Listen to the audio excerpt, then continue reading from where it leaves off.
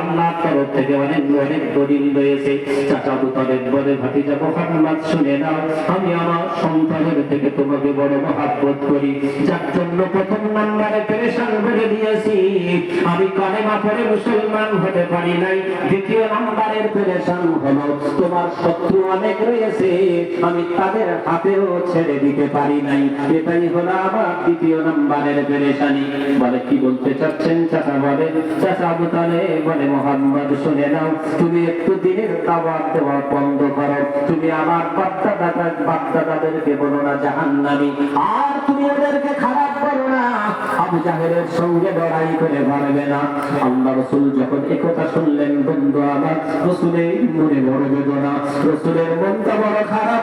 বড় বড় বচনে অশ্রুসিক্ত নয়নে আল্লাহ রাসূল বললেন, নয় জাগান শুনে নেন, আমি যদি আল্লাহ দিনকে কায়েম করার জন্য আমি যদি নিজের কদমটাকে শক্ত করতে পেরেছি, আমার বাঁচানোর দায়িত্ব আমার আল্লাহ নিয়ে নিয়েছে। যদি বলেন হুজুর দলিল হলো কোরআন, আল্লাহ রাব্বুল আলামিন বলেন, আমি ঈমানদারদের সাথে থাকি, আমি ঈমানদারদের বিজয়ের পতাকা দান করব, আমি তো কখনো তাদেরকে নাস্তানাবুদ করো না। ওই ঈমানদার বান্দারা, তোমরা শুনে নাও, তোমরা ভয় করো না, টেনশন নিও না, আমি আল্লাহ তোমাদের সাথে আছি। যদি বলেন দলিল হলো কোরআন, আল্লাহ রাব্বুল আলামিন বলেন, ওয়ালা তাহিনু ওয়ালা তাহজানু ওয়া আনতুমুল আ'লাউনা ইন কুনতুম মুমিনিন। জোরে বলেন সুবহানাল্লাহ। কোরআনের আয়াত শুনে তো আল্লাহু আকবার বলেন না, জোরে বলেন আল্লাহু আকবার। কোরআন শরীফের পারা নাম্বার 4, সূরার নাম সূরা আল ইমরান, আয়াত নাম্বার 139, 139 নম্বর আয়াতের ভিতরে আল্লাহ রাব্বুল আলামিন বলেন, ওয়ালা তাহিনু ওয়ালা তাহজানু ওয়া আনতুমুল আ'লাউনা ইন কুনতুম মুমিনিন। ওরে ঈমানদার বান্দা, তোমরা শুনে নাও, তোমরা টেনশন নিও না, দুঃখিত হয়ো না, চিন্তা করো না, আমি আল্লাহ তোমাদেরকে, যদি তোমরা সত্য পথে থাকো, আমি আল্লাহ তোমাদেরকে বিজয়ের পতাকা দান করব। এই কথা বলার পর আল্লাহ রাসূল আবার আরেকটা কথা শোনালেন, ও চাচাদান শুনে নেন, চাচাদান শুনে নেন, যেমন দুনিয়ার বুকে আল্লাহ ঈমানদারদের সাহায্যকারী থাকবে, আল্লাহ পাক কিয়ামতের দিন কঠিন সময় আল্লাহ পাক ঈমানদারদের সাহায্যকারী হয়ে যাবেন। সেদিন কিন্তু ঈমানদারের বিপরীতে যারা থাকবে তাদের সাহায্যকারী আল্লাহ হবে না, তাদের কোনো সাহায্যকারী থাকবে না। যদি বলেন দলিল হলো কোরআন, আল্লাহ রাব্বুল আলামিন বলেন, ওয়াত্তাকু ইয়াওমান লা তাজজি নাফসুন আন নাফসিন শাইআ ওয়া লা ইকবালু মিনহা আদলুন ওয়া লা তানফাউহা শাফাআতুন ওয়া লা হুম ইনসারুন। কোরআন শরীফের পারা নাম্বার 1, সূরার নাম সূরাতুল বাকারা, আয়াত নাম্বার 1, 2, 3, 123 নম্বর আয়াতের ভিতরে আল্লাহ রাব্বুল আলামিন বলেন, ওয়াত্তাকু ইয়াওমান লা তাজজি নাফসুন আন নাফসিন শাইআ। ওরে বান্দা, তোমরা ভয় করো, সেই দিনের কথা স্মরণ করে তোমরা ভয় করো, যেদিন কেউ কারোর উপকারে আসবে না, আমি আল্লাহ কারোর থেকে উপঢৌকন গ্রহণ করব না, কারোর কোনো সুপারিশ গ্রহণ করা হবে না। আল্লাহ পাকের সামনে সেদিন কেউ কারোর সাহায্যকারী থাকবে না, একমাত্র ঈমানের উপরে বনিয়ান যারা হবে, আমার আল্লাহ ঈমানদারদের সাহায্য করবে। আল্লাহ রাসূল বললেন, ও চাচাদান শুনে নাও, আমি তোমাকে 3 নম্বরের কথা শুনিয়ে দিলাম। দুনিয়ার সমস্ত শক্তি যদি একত্রিত হয়ে যায়, আমার আল্লাহ যেটা ভাগ্যে রেখেছেন তার থেকে বিন্দু মাত্র বেশি হবে না। আর দুনিয়ার শক্তি সমস্ত যদি একত্রিত যদি হয়ে যায়, আমার আল্লাহ যেটা ভাগ্যে রেখেছেন তার থেকে বিন্দু মাত্র কেউ কম করতে পারবে না। যদি বলেন এটা কি নবীর কথা? না না, নবীর কথা নয়, আমার নবী আল্লাহর তরফ থেকে কোরআনের কথা শুনিয়ে দিলেন। যদি বলেন দলিল হলো কোরআন, আল্লাহ রাব্বুল আলামিন বলেন, কুল্লান ইউসিবানা ইল্লা মা কাতাবাল্লাহু লানা হুয়া মাওলানা ইলাহি। কোরআন শরীফের পারা নাম্বার 10, সূরার নাম সূরাতুত তাওবা, আয়াত নাম্বার 51, 51 নম্বর আয়াতের ভিতরে আল্লাহ রাব্বুল আলামিন বলেন, হে রাসূল তুমি বলে দাও, বলো লান ইউসিবানা ইল্লা মা কাতাবাল্লাহু লানা। হে রাসূল তুমি দুনিয়া দুনিয়ার মানুষদেরকে বলে দাও আমি আল্লাহ মানুষের ভাগ্যে যতটুকু রেখেছি তার বেশি কেউ করতে পারবে না, যতটুকু রেখেছি তার কেউ কম করতে পারবে না। আমি আল্লাহ মানুষের ভাগ্যে নির্ধারণ করে রেখেছি। আল্লাহ রাসূল যখন চাচাচারির কথাগুলো শুনিয়ে দিলেন, ও বন্ধু আমার আবু তালেবের মাথাটা হেঁট হয়ে গেল, চুপ করে রয়েছে। আল্লাহ রাসূল বললেন, চাচা যান তুমি শুনে নাও, ও চাচা যান শুনে নাও, এরপরে যদি আমার পাশ থেকে তুমি সরে যাও আমার কোনো আপত্তি নাই, আমি নবী বলে দিলাম আমার কোনো দুঃখ নাই, টেনশন নাই। চাচা যান আপনি শুনে নেন, দুনিয়ার সমস্ত মানুষ একত্রিত হয়ে যাওয়ার পর যদি আকাশের চাঁদ এনে আমার এক হাতে দেয় আর যদি সূর্য এনে অপর হাতে দেয়, আমি রাসূল কখনো অন্যায়ের সঙ্গে আপোষ করতে পারবো না, আমি কখনো অন্যায়টাকে মেনে নিতে পারবো না, আল্লাহর দ্বীন থেকে কখনো হটতে পারবো না। এই কথা বলার পর আল্লাহ রাসূল কিছু করলেন না, মনটা বড় খারাপ। উনি উঠে যাবার সময় চোখ থেকে গরম গরম মাসির দানার ন্যায় দুটোটা পানি জমিনের বুকে পড়ে গেল। রাসূলের মনটা বড় খারাপ, চোখ থেকে যখন টপ টপ করে পানি দুটোটা পড়লো, আবু তালেব দেখলো আমার ভাতিজা মুহাম্মদ মা হারা সন্তান আমার সামনে বসে চোখের পানি ফেলে চলে গেল। আল্লাহ রাসূলের চোখের পানি আবু তালেবের অন্তরে এমন লেগেছিল, আবু তালেব সেদিন বলেছিল, ওরে দুনিয়ার মানুষ তোমরা সাক্ষ্য থাকো, আমার যে ভাতিজা জন্মের পরে বাপকে দেখে না, জন্মের কিছু বছর পরে মাকেও হারালো, আমার হাতে দায়িত্ব পড়লো, আমার সামনে সে ইয়েতিম মুহাম্মদ চোখের পানি ফেলে চলে যাবে, এটা তো আমি সহ্য করতে পারি না। দুনিয়ার মানুষ তোমাদের জন্য একটা মেসেজ দিয়ে গেলাম।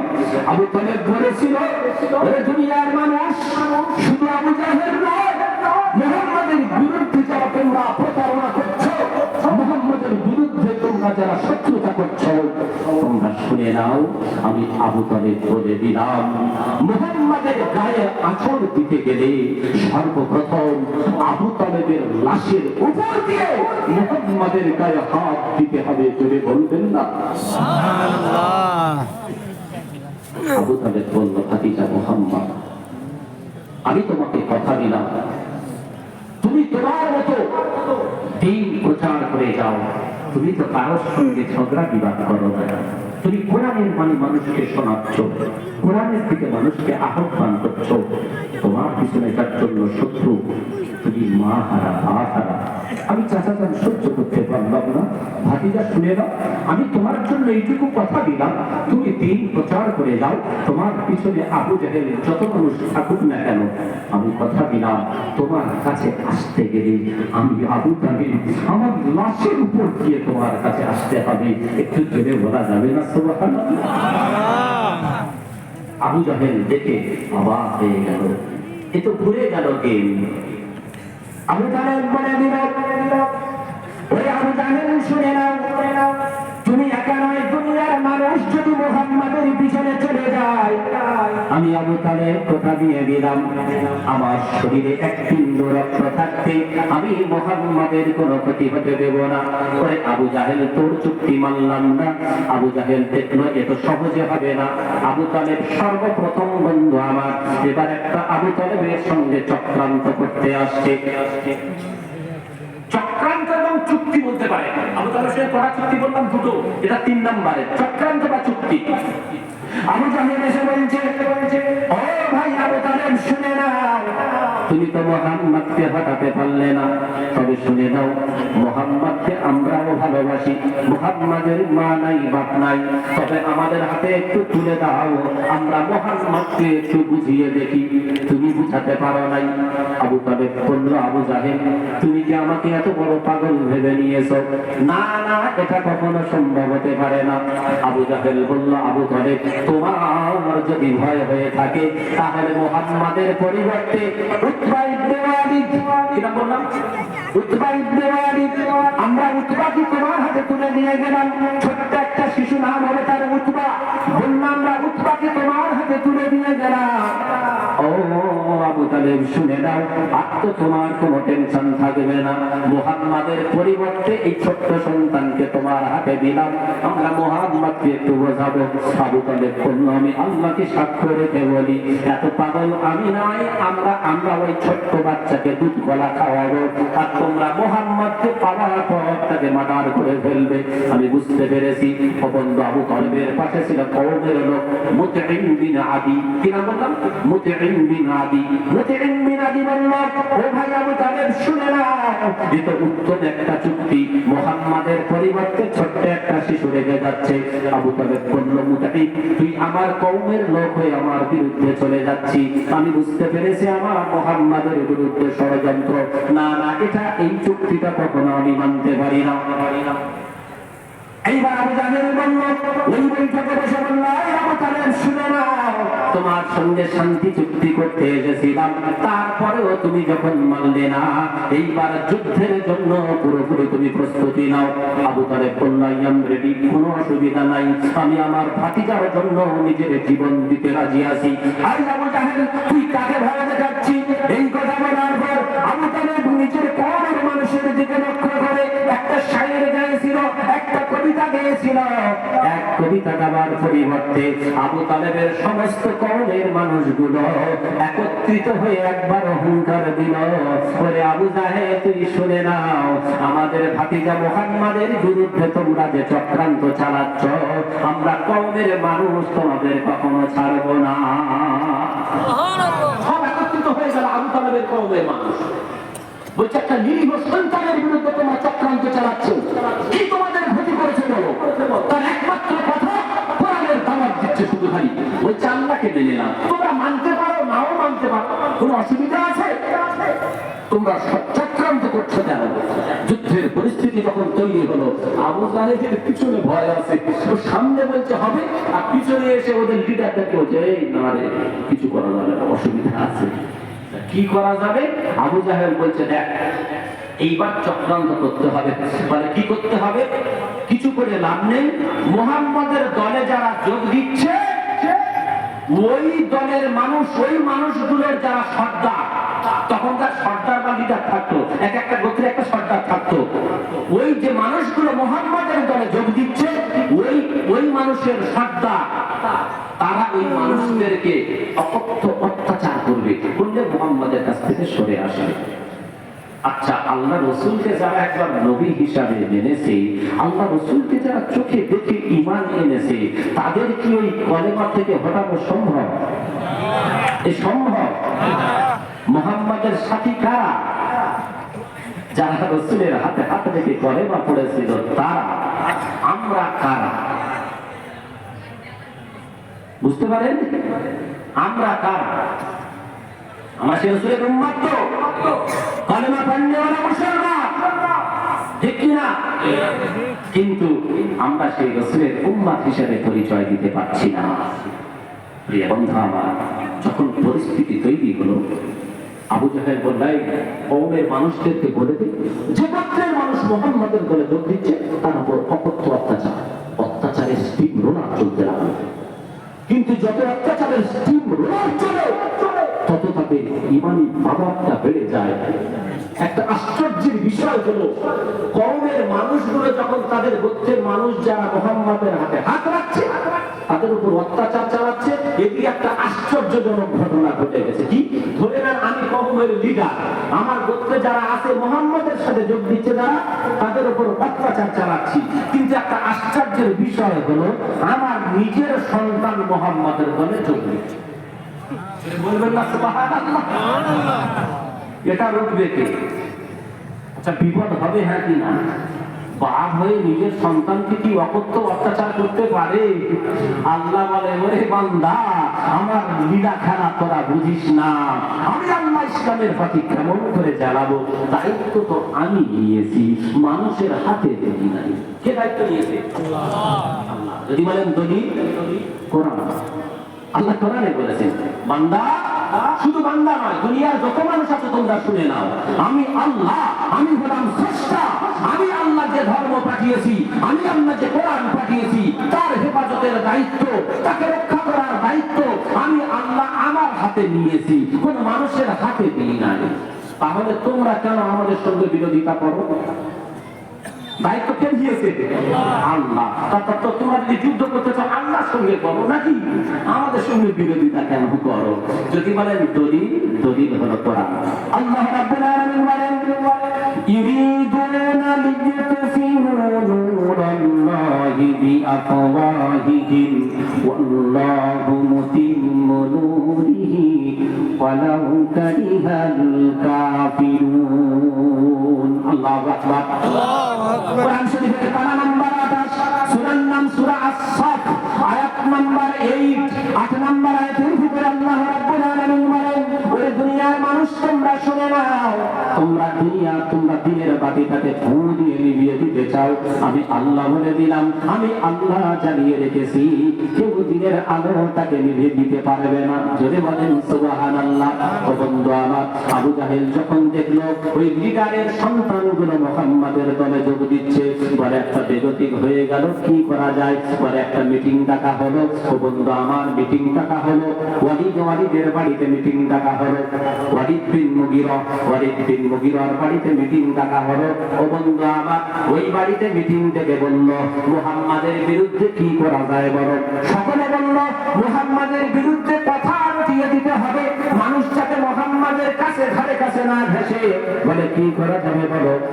এইভাবে কথা বলতে বলতে রায় বেরিয়ে এলো। কেউ বলল মুহাম্মদকে বলো পাগল, কেউ বলল মুহাম্মদকে বলো জাদুকর, কেউ বলল মুহাম্মদকে বলো কবি, আর কেউ বা বলল মুহাম্মদকে বলো জাদুকর কবি জ্যোতিষী। এইরকম ভাবে কথা বলতে লাগলো। ও বন্ধু আমার, ওয়ালিদ বিন মুগীরা বলল কোন দলিল টিকবে না, আমরা এক সিদ্ধান্তে যদি দুনিয়ার মানুষের কাছে ছড়িয়ে দিতে পারি যে মুহাম্মদ একটা জাদুকর, তাহলে দুনিয়ার মানুষ মেনে নিতে পারে। বলে কি দলিল আছে বলো। আরে মুহাম্মদকে জাদুকর বলতে কি দলিল আছে বলো।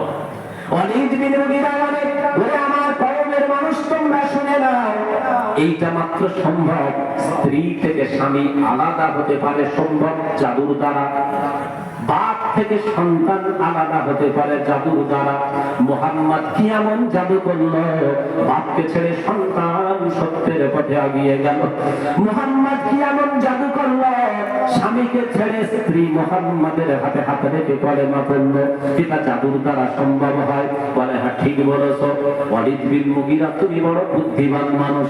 ওই পতাকা রটিয়ে দেওয়া হলো বন্ধু আমার, চতুর্দিকে রটিয়ে দেওয়া হলো, কিন্তু আল্লাহর কি কারিশমা বন্ধু আমার, আরেকটা অঘটন ঘটে গেল। কি অঘটন ঘটে গেল শুনলেন সকলে? সকলে শুনবেন? কিন্তু অন্যায়ের সঙ্গে আপোষ করা যাবে না। আমরা বেশিরভাগ অন্যায়ের সঙ্গে আপোষ করি, হ্যাঁ কি না?